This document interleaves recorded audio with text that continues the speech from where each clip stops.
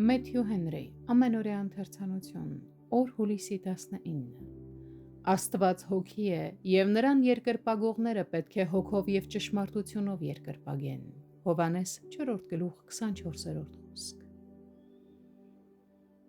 Աշակերտները զարմանում էին, թե ինչու էր Քրիստոսը խոսում սամարացի կնոջ հետ, սակայն նրանք գիտեին, որ դրա համար կա բարի պատճառ և բարի նպատակ։ Նույն կերպ, երբ Աստծո խոսքում կամ նրա նախախնամության մեջ առանձնահատուկ դժվարություններ են հանդիպում,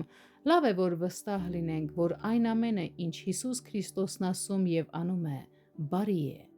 Երկու բան խորապես ազդեց կնոջ վրա։ Առաջինը Տեր Հիսուսի գիտության անսահմանությունը։ Քրիստոսը գիտի մարդկանց բոլոր մտքերը, խոսքերը և գործերը։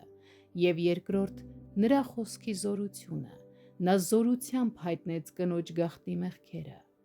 Կինը հատկապես կառչեց Քրիստոսի խոսքի այն հատվածից, որը շատերը կմտածեին, թե նա ամենից ավելի կամաչ էր կրկնել։ Սակայն Քրիստոսի ճանաչողությունը, որին մենք հասնում ենք մեղքի վերաբերյալ համոզման միջոցով,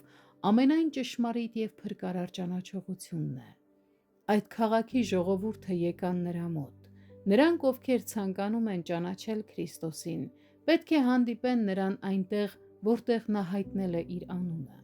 Մեր Տերը մեզ օրինակ թողեց, որպեսզի սովորենք կատարել Աստծո կամքը, ինչպես Ինքը կատարեց ջանասիրությամբ, ինչպես նրանք, ովքեր դա իրենց գլխավոր գործն են համարում և տրվում այդ գործին ուրախությամբ և հաճույքով։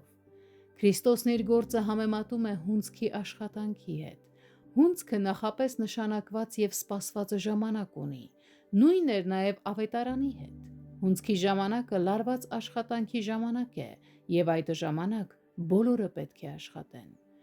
Այդ ժամանակը շատ կարճ ժամանակահատված է, և հունձքի աշխատանքը պետք է կատարվի հենց այդ օրերին, հակառակ դեպքում այն ընդհանրապես չի կատարվի։